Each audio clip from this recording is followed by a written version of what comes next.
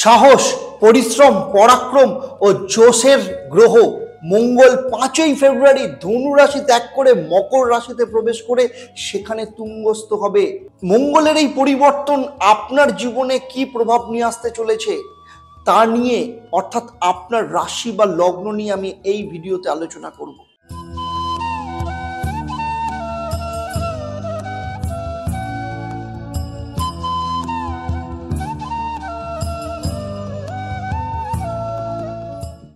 নমস্কার, আমি অ্যাস্ট্রো আচার্য দেবদত্ত। দেবদর্শন পর্বে আপনাদের সবাইকে স্বাগত জানাই। সাহস, পরিশ্রম, পরাক্রম ও জোশের গ্রহ মঙ্গল 5ই ফেব্রুয়ারি ধনুরাশি ত্যাগ করে মকর রাশিতে প্রবেশ করে সেখানে তুঙ্গস্থ হবে। মকর রাশির অধিপতি গ্রহ হলো শনি। শনিদেব হলেন ধৈর্যের দেবতা, অর্থাৎ 5ই ফেব্রুয়ারি থেকে ধৈর্য এবং জোশ একসাথে মিলে কাজ করবে। মঙ্গল অগ্নিকারক গ্রহ, তার উপর যখন তুঙ্গ হচ্ছে তখন সে তার পরাক্রমকে আরো বৃদ্ধি করবে। মঙ্গল হলো দেবতাদের সেনাপতি, সেই সাথে মঙ্গল সার্জারি, মেডিকেল, সেনা, পুলিশ, ইঞ্জিনিয়ারিং, ইলেকট্রিক্যাল, হার্ডওয়্যার, জমি সম্পত্তি, কনস্ট্রাকশন ওয়ার্ক প্রভৃতিকে নির্দেশ করে। বর্তমানে শনি আবার কুম্ভ রাশিতে নিজের ঘরে অবস্থান করছে। মঙ্গলের চতুর্থ দৃষ্টি এবং শনির তৃতীয় দৃষ্টি একই ঘরে পড়ছে, যার জন্য যাদের মঙ্গলের দশা চলছে কিংবা শনির দশা চলছে তাদের ওপর এই প্রভাব সব থেকে বেশি দেখতে পাওয়া যাবে। অন্যদিকে প্রতিটি রাশির মতো মকর রাশিতেও 3টে নক্ষত্র অবস্থান করছে। উত্তরাষাঢ়া অর্থাৎ রবির নক্ষত্র, শ্রবণা অর্থাৎ চন্দ্রের নক্ষত্র, ধনিষ্ঠা অর্থাৎ মঙ্গলের নিজের নক্ষত্র। রবি এবং চন্দ্র দুজনেই মঙ্গলের মিত্র গ্রহ। এই 3 নক্ষত্রে যাদের জন্ম তাদের ক্ষেত্রে খুব ভালো ফল আসতে চলেছে। আজ দেবদর্শন পর্বে এর সাথে আমি আলোচনা করব আপনার রাশি বা লগ্নের উপর কি প্রভাব পড়তে চলেছে। সেই সাথে প্রতি ভিডিওর মতো এই ভিডিওর শেষেও থাকবে একটা প্রশ্ন। যারা সঠিক উত্তর দেবেন তাদের জন্য থাকবে একটা সারপ্রাইজ, যা আমি এই ভিডিওর শেষে জানাবো। প্রথমেই চলে আসবো আমি মেষ রাশির কথা। মেষ রাশি বা লগ্ন সাপেক্ষে মকর রাশি হলো 10ম ভাব, যেখানে মঙ্গল অবস্থান করবে এবং শনি রয়েছে আপনার একাদশ ভাব। ফলে আপনার জীবনে বড় কিছু হতে চলেছে। যেহেতু মঙ্গল 10ম স্থানে রয়েছে অর্থাৎ কর্মস্থানে যথেষ্ট ভালো ফল দেবে। যারা অলরেডি চাকরি করছেন তাদের ক্ষেত্রে 5ই ফেব্রুয়ারি থেকে 17ই মার্চ এই সময় কিন্তু প্রমোশন হওয়ার যোগ দেখতে পাওয়া যাচ্ছে, কিংবা বড় কোনো চাকরির অফার আসতে পারে। যারা ব্যবসা করেন তাদের ব্যবসার ক্ষেত্রে উন্নতির যোগও লক্ষ্য করা যাচ্ছে। যারা এখনো চাকরি পায়নি তাদের ক্ষেত্রে চাকরি পাওয়ার যোগ তো রয়েছেও এবং তা যথেষ্ট ভালো পরিমাণে। 10ম ভাবে যেহেতু মঙ্গল শক্তিশালী, তাই সরকারি কোনো কর্ম বা যারা সরকারি চাকরি করেন, রাজনীতির সাথে যারা যুক্ত রয়েছেন তাদের ক্ষেত্রে তুঙ্গস্থ মঙ্গল কিন্তু যথেষ্ট ভালো ফল নিয়ে আসতে চলেছে। সেই সাথে মঙ্গলের চতুর্থ দৃষ্টি আপনার 1ম ভাবের ওপর পড়েছে এবং যা আপনার মধ্যে কনফিডেন্স বাড়িয়ে দেবে, সেই সাথে আপনার এনার্জি লেভেলকে বাড়িয়ে দেবে, সুখ নিয়ে আসবে, কাজ করার ক্ষমতা বৃদ্ধি করবে। শনির তৃতীয় দৃষ্টিও আপনার 4র্থ ভাবের ওপর পড়েছে। সেই সাথে মঙ্গল এবং শনি দুজনেই আপনার 5ম ভাবের ওপর দৃষ্টি দিয়েছে।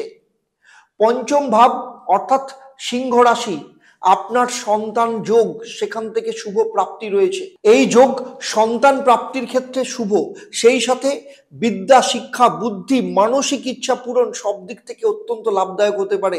তবে এই সময় আপনাকে চিন্তা ভাবনা করে যে কোনো সিদ্ধান্ত নিতে হবে। কোনো রকম হঠকারী ডিসিশন নেওয়া যাবে না।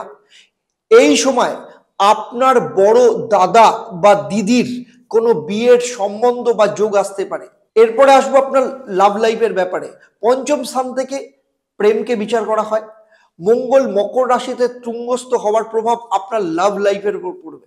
ফলে আপনার জীবনে পুরনো প্রেম ফিরে আসতে পারে, সেই সাথে আপনাদের কারো কারো জীবনে গুপ্ত কোনো সম্পর্ক তৈরি হতে পারে। তবে যেসব মেষ রাশির জাতিকা আছেন, ফিমেল রয়েছেন, তাদের নিজেদের ক্ষেত্রে খুব সতর্ক থাকতে হবে, কারণ আপনাদের মতের বিরুদ্ধে বলপূর্বক আপনাদের সাথে দৈহিক সম্পর্ক স্থাপনের চেষ্টা হতে পারে। তাই আপনাদের নিজেদেরকে প্রোটেক্ট করতে হবে, নিজেদের ব্যাপারে সতর্ক থাকতে হবে।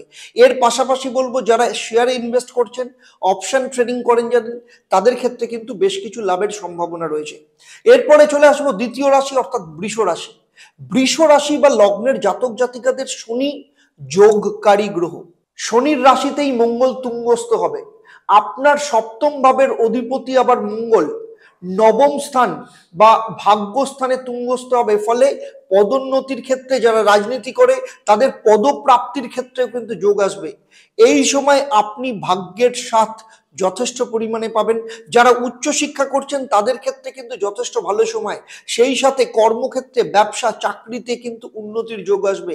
এর পাশাপাশি আপনার পার্টনার কিংবা আপনার স্বামী বা স্ত্রীর ভাগ্যক্ষেত্রেও পরিবর্তন দেখা যাবে, যা তাদের জীবনে উন্নতির যোগ নিয়ে আসবে। মঙ্গলের চতুর্থ দৃষ্টি এবং শনির তৃতীয় দৃষ্টি অর্থাৎ আপনার দ্বাদশ ভাবের ওপর পড়েছে। এর ফলে আপনার পারিপার্শ্বিক অবস্থার কিন্তু পরিবর্তন হবে। যাদের ঋণ নিয়ে সমস্যা রয়েছে বা ইএমআই নিয়ে সমস্যা চলছে, তাদের ঋণ শোধের রাস্তা তৈরি হবে। যারা একাকিত্ব বা হীনমন্যতায় ভুগছেন, মানসিক দিক থেকে বিভিন্ন রকম সমস্যার মধ্যে ছিলেন, তাদের ক্ষেত্রে এই সময় কিন্তু মানসিক উন্নতির যোগ দেখতে পাওয়া যাবে। আপনার স্বামী বা স্ত্রী অসুস্থ থাকলে তাদের শারীরিক দিক থেকে সুস্থতা নিয়ে আসবে, শত্রুতা খতম হবে। সেই সাথে যারা এক্সপোর্ট ইম্পোর্ট ব্যবসা করেন তাদের ক্ষেত্রে কিন্তু ব্যবসার ক্ষেত্রে খুব ভালো সুযোগ আসবে। এর পাশাপাশি আপনি কোথাও ঘুরতে যাওয়ার প্ল্যান করলে, এমনকি বিদেশে ঘুরতে যাওয়ার প্ল্যানিংও আপনার হতে পারে। তবে অনেক ক্ষেত্রেই এই বিদেশ যাত্রা আপনার কর্ম সম্বন্ধীয় হতে পারে। উচ্চশিক্ষার জন্য বিদেশ যাওয়া বা কোনো ইনস্টিটিউশনে অ্যাডমিশন নেওয়ারও সুযোগ আসতে পারে। যারা চাকরি চেঞ্জ করতে চাইছেন তাদের ক্ষেত্রে চাকরি পরিবর্তন হতে পারে। মঙ্গলের সপ্তম দৃষ্টি আপনার তৃতীয় ভাব অর্থাৎ কর্কট রাশির ওপর পড়েছে। ফলে যেসব স্টুডেন্টদের পড়াশোনার ওপর আগ্রহ কমে গেছিল, মানসিক অস্থিরতা বেড়ে গিয়েছিল, এই সময় পড়াশোনার ওপর তাদের ঝোঁক বাড়বে। বিশেষ করে অঙ্ক, ফিজিক্যাল সায়েন্স, কেমিস্ট্রিতে যে ফর্মুলা বা সূত্র মনে রাখার ক্ষেত্রে সমস্যা তৈরি হয়েছিল, এই সময় তাদের স্মৃতিশক্তি বা মনে রাখার ক্ষমতা বাড়বে। যারা নিয়মিত ব্লগ লেখেন কিংবা যারা বই লিখছেন তাদের ক্ষেত্রে তুঙ্গস্থ মঙ্গল কিন্তু শুভ ফল দেবে। আপনারা নতুন গাড়ি বা মোবাইল কিনতে পারেন। সেই সাথে আপনার পার্টনার বা স্বামী বা স্ত্রী উচ্চশিক্ষা কিংবা কর্ম সংক্রান্ত ক্ষেত্রে তাদের ভ্রমণ হতে পারে। এই সময় আপনার গৃহেরও পরিবর্তন ঘটতে পারে। প্রতিবেশী কিংবা কাজিন ব্রাদার বা সিস্টারদের দ্বারা কোনো সহযোগিতা আপনি পেতে পারেন। মঙ্গলের অষ্টম দৃষ্টি আপনার চতুর্থ ভাব অর্থাৎ সিংহ রাশির ওপর পড়বে। ফলে আপনার মা যদি শারীরিক দিক থেকে অসুস্থ থাকেন, তবে এই সময় তার রিকভারির যোগ দেখতে পাওয়া যাবে। পারিবারিক দিক থেকে সম্পর্ক যথেষ্ট ভালো তৈরি করবে। উত্তরাধিকার সূত্রে কোনো সম্পত্তি বা গুপ্তধন প্রাপ্তি হতে পারে। আপনার বাড়িতে আপনি রেনোভেশন করাতে পারেন অথবা বাড়ির ফ্লোর আপনি বাড়াতে পারেন। সেই সাথে যারা স্টুডেন্ট রয়েছে, বিশেষ করে প্রাইমারি বা হাই স্কুলে পড়াশোনা করছেন, তাদের ক্ষেত্রে পড়াশোনার খুব ভালো যোগ আসবে এই সময়।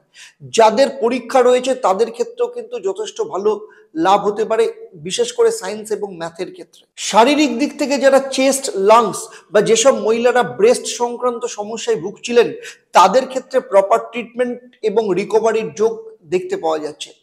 এরপরে আসবো আমি 3 নম্বর রাশি অর্থাৎ মিথুন রাশি বা লগ্নের জাতক জাতিকাদের ক্ষেত্রে। মঙ্গল ষষ্ঠ ও একাদশ ভাবের অধিপতি। মঙ্গল মকর রাশি অর্থাৎ আপনার অষ্টম স্থানে প্রবেশ করে তুঙ্গস্থ হবে। ফলে যে কোনো সিদ্ধান্ত খুব ভাবনা চিন্তা করে আপনাকে নিতে হবে। কোনো রকম হঠকারী সিদ্ধান্ত নেওয়া যাবে না। এই সময় কোনো রকম রাগ, জেদ, কোনো রকম অ্যাগ্রেসিভ পদক্ষেপ নেওয়া থেকে নিজেকে কন্ট্রোল করতে হবে। কারণ না হলে আপনার ব্যবহার, আপনার কথাবার্তা, আপনার অ্যাক্টিভিটি আপনার কর্মক্ষেত্রে সমস্যা তৈরি করতে পারে। আপনার পার্সোনাল রিলেশন, পারিবারিক সমস্যা, বৈবাহিক জীবনে সমস্যাকে নিয়ে আসতে পারে। সেই সাথে আপনার জীবনে শত্রুতাও হতে পারে। এর পাশাপাশি বলবো, যেহেতু মঙ্গলের চতুর্থ এবং শনির তৃতীয় দৃষ্টি মেষ রাশির ওপর পড়েছে, তাই মেষ রাশি আপনার একাদশ ভাব অর্থাৎ সফলতার স্থান। যেহেতু মঙ্গল নিজেই নিজের ঘরে দৃষ্টি দিয়েছে, তাই আপনার জীবনে উন্নতি নিয়ে আসবে। আপনার সোর্স অফ ইনকাম বৃদ্ধি পাবে। যারা চাকরি করেন তাদের ক্ষেত্রে প্রমোশনের যোগ আসতে পারে। এর সাথে আপনার বহুদিনের কোনো ইচ্ছে বা আকাঙ্ক্ষা আপনার প্রাপ্তি হতে পারে। সেই সাথে আপনি কোনো দামি ধাতু বা গয়না কিনতে পারেন। আইনি কোনো সমস্যা থেকে আপনি মুক্তি পেতে পারেন। আপনাদের যাদের সন্তানের বয়স 21 বছরের উপর, তাদের বিয়ের যোগ আসতে পারে, অথবা আপনি আপনার পুত্রবধূর দ্বারা কোনো সহযোগিতা লাভ করতে পারেন। সেই সাথে যারা দীর্ঘদিন ধরে কোনো রকম শারীরিক সমস্যার মধ্যে ভুগছিলেন, তাদের ক্ষেত্রেও শারীরিক অবস্থার উন্নতি হতে পারে। মঙ্গলের সপ্তম দৃষ্টি কর্কট অর্থাৎ আপনার অর্থস্থান দ্বিতীয় ভাবের ওপর পড়েছে। চন্দ্র এবং মঙ্গল দুজনেই মিত্র গ্রহ, ফলে আপনার আর্থিক লাভ যথেষ্ট পরিমাণে হবে। লিকুইড ক্যাশ আপনার হাতে থাকবে। সেই সাথে যাদের রেস্টুরেন্টের বিজনেস, বিরিয়ানির দোকান যাদের রয়েছে, বার, মেডিকেল শপ, মাছের ব্যবসা, কেমিক্যাল বিজনেস, পেট্রোল পাম্প, দুধের ব্যবসা, এদের ক্ষেত্রে কিন্তু যথেষ্ট উন্নতির যোগ দেখতে পাওয়া যাচ্ছে। এর পাশাপাশি যদি স্কুল আছে যাদের, যে কোনো কমিউনিকেশন বিজনেস, চাকরি, অ্যাডমিনিস্ট্রেটিভ সার্ভিসের সাথে যারা যুক্ত রয়েছেন, ইঞ্জিনিয়ারিং, এই ধরনের ব্যবসায় উন্নতির যোগ যথেষ্ট পরিমাণে বাড়বে। কারণ আপনার কর্মস্থানের অধিপতি বৃহস্পতি মেষ রাশিতে বসে আছে এবং সেখানে শনি মঙ্গল দুজনেরই দৃষ্টি আছে। তাই এই কম্বিনেশন আপনার পক্ষে যথেষ্ট শুভ। কিন্তু যতটা আপনি ধীরে ধীরে ধৈর্যের সাথে কাজ করবেন, ততই আপনার পক্ষে মঙ্গল হবে। এতক্ষণ আমি যে আলোচনা করলাম মেষ, বৃষ এবং মিথুন রাশির ক্ষেত্রে আপনার জন্ম রাশি বা লগ্নের উপর ভিত্তি করে আপনার হাতের অন্যান্য গ্রহের অবস্থান কিংবা আপনার জন্মছকের বিভিন্ন গ্রহের অবস্থান অথবা আপনার বাস্তুর পজিশন সম্পর্কে যদি আমার জানা থাকতো, তাহলে এখানে আপনার নিখুঁত প্রেডিকশন আমি দিতে পারতাম। এই পুরো ভিডিও আপনাদের কেমন লাগলো অবশ্যই আমাকে কমেন্ট করে জানাবেন। আর যদি ভালো লাগে অবশ্যই লাইক করবেন, শেয়ার করবেন, সাবস্ক্রাইব করবেন। আর যদি এর সাথে নতুন কোনো বিষয় আপনার জানার থাকে অবশ্যই আমাকে কমেন্ট বক্সে লিখে জানাবেন। আমি চেষ্টা করব তার উপর ভবিষ্যতে কোনো ভিডিও বানানোর জন্য। এবার আসবো আমি এই পর্বের প্রশ্ন। এই পর্বে আমি উল্লেখ করেছি বৃষ রাশি সাপেক্ষে মঙ্গলের কততম দৃষ্টি মেষ রাশির ওপর পড়েছে। যারা সঠিক উত্তর দেবেন তাদের মধ্য থেকে লাকি ড্রয়ের মাধ্যমে আমি 3 জন সঠিক উত্তরদাতাকে বেছে নিয়ে আপনাদের কিংবা আপনাদের পরিবারের কোনো একজন সদস্যের জন্মছক এবং তার সমস্যা নিয়ে আমি পরামর্শ দেব এবং এই পরামর্শ সম্পূর্ণ বিনামূল্যে থাকবে। আজকের মতো আমি আপনাদের সাথে বিদায় নিচ্ছি। আবার দেখা হবে পরবর্তী ভিডিও কর্কট, সিংহ এবং কন্যা রাশি নিয়ে। আপনারা আপনাদের পরিবারের সমস্ত সদস্যদের সাথে সুখে থাকুন, শান্তিতে থাকুন, আনন্দে থাকুন এবং নিয়মিত দেখতে থাকুন দেবদর্শন। নমস্কার।